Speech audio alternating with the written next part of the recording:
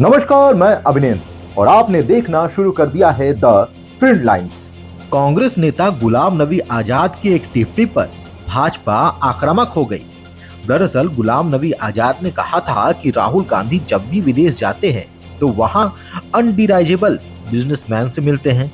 उन्होंने ये भी कहा था कि गांधी परिवार के कई व्यापारिक घरानों से संबंध है।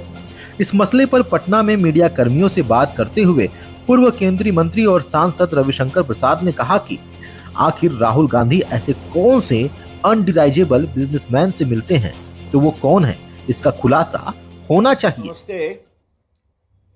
एक बहुत ही महत्वपूर्ण विषय पर पार्टी की ओर से टिप्पणी करने के लिए आपके बीच आया हूं। ये एक ऐसा मामला है जिसका अंतर्राष्ट्रीय भी इम्प्लीकेशन है, राष्ट्रीय इम्प्लीकेशन है और राष्ट्र की सुरक्षा से भी इम्प्लीकेशन है। और ये विषय राहुल गांधी के संबंध में है।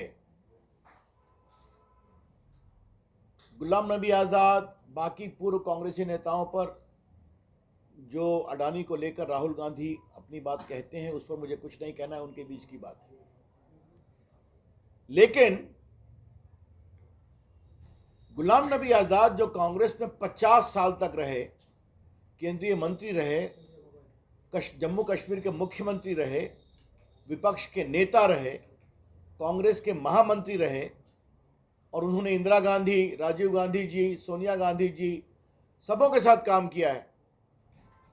उन्होंने एक बहुत ही गंभीर आरोप लगाया है कि राहुल गांधी जब भी विदेश जाते हैं तो कई अनडिजायरेबल बिजनेसमैन से मिलते हैं। और गांधी परिवार के प्रति मेरा सम्मान है, लेकिन गांधी परिवार का कई व्यापारी घरानों से संबंध है। Mr. Ghulam Nabi Azad has clearly stated that whenever Mr. Rahul Gandhi goes abroad, he meets many undesirable businessmen. And the Gandhi family has close association with many business houses. थोड़ा मैं आपको सुनाना चाहता हूं। For a tweet from Mr. Rahul Gandhi mentioning your name and associating with Adani and all. How do you feel after seeing that tweet?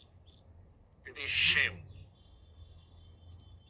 Rahul Gandhi saying, I have never any association with any businessman, whereas their entire family had all along the association with businessmen, including him. I still want, because I have a great respect. I have a great respect for the family. I don't want to speak anything.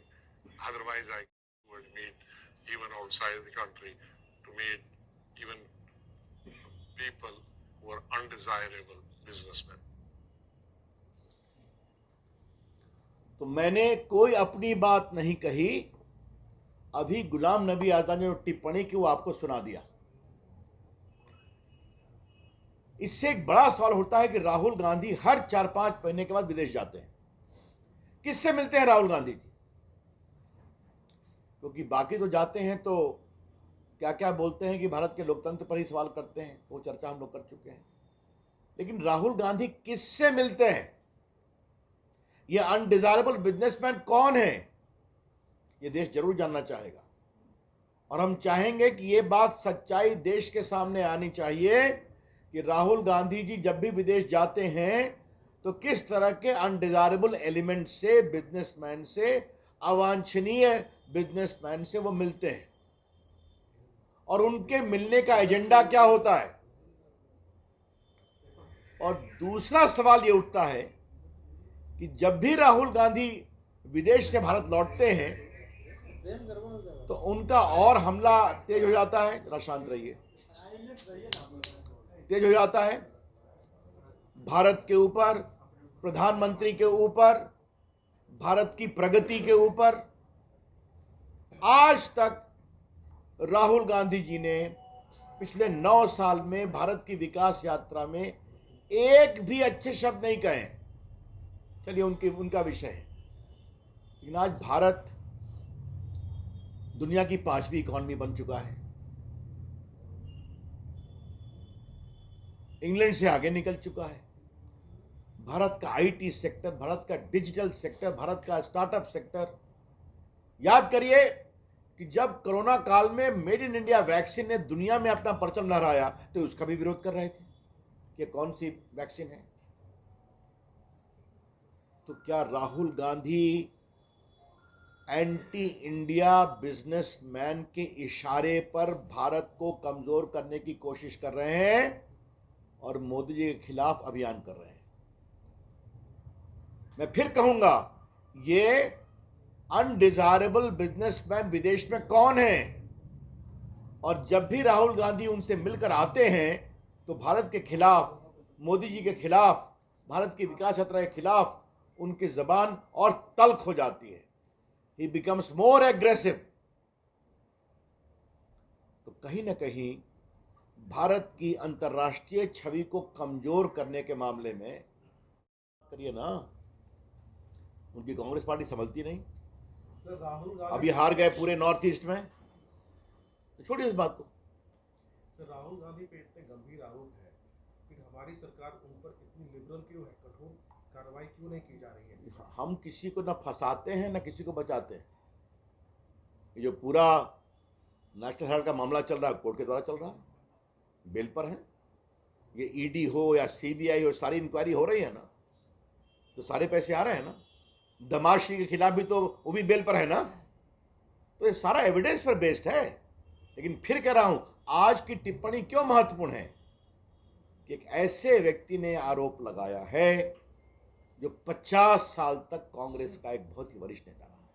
प्रधानमंत्री नरेंद्र मोदी जी के degree को लेकर के जो विवाद चल रहा है, तो उस पर एनसीपी नेता शरद पवार ने भी कहा ये सब फालतू की बात अब है। चलिए छोड़िए इस पर। अब हताशा में दी गई अरविंद केजरीवाल की टिप्पणी पर मुझे कुछ नहीं कहना शरद है। पवार जी ने कहा है कि आज का विषय राहुल गांधी का है, ठीक है। और बिहार की बात भी कर लीजिए, स्टार की पॉलिटिक्स चल रही है, नीतीश जी और राहुल पर कुछ और कहना है? नरेंद्र सिंह तोमर ने भी कहा है राहुल गांधी को लेकर के हो गई बात। मैं पार्टी की ओर से अधिकृत बोल रहा हूँ ना, और कोई बात बिहार की बात नहीं। एक मिनट, राहुल गांधी पर कोई टिप्पणी तो नहीं। नीतीश कुमार बिहार पर एक ही टिप्पणी, भारतीय जनता पार्टी अपेक्षा करेगी कि ये कौन से बिजनेसमैन इनको बताया जाए, राहुल गांधी उनसे क्या व्हीलिंग डीलिंग करते थे ये भी बताया जाए, और क्या भारत के विकास की, प्रगति की यात्रा को कमजोर करने में राहुल गांधी की यही भूमिका है। उनसे षड्यंत्र करके मिलकर आते थे और हमला करते थे।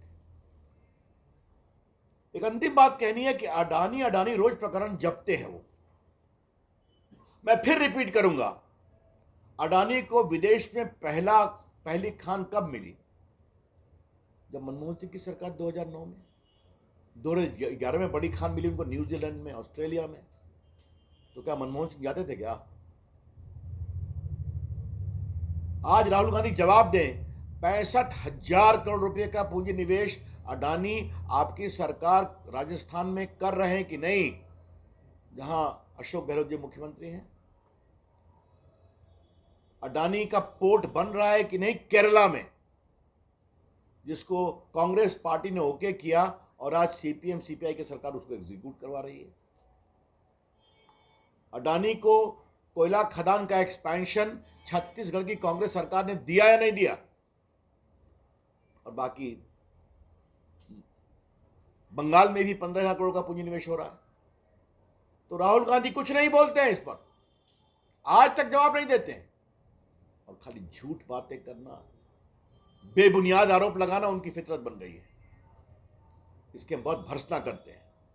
लेकिन राहुल गांधी जी, आज आपके खिलाफ आरोप आपकी पार्टी के एक 50 साल के कर्मठ नेता ने लगाई है कि आप विदेश में अनडिजायरेबल बिजनेसमैन से मिलते हैं, और मिलकर जब हिंदुस्तान आते हैं तो भारत के खिलाफ, सरकार के खिलाफ आपका स्वर और आक्रामक होता है, गलत बयानी और झूठ के साथ। आज इसका जवाब आपको देना पड़ेगा।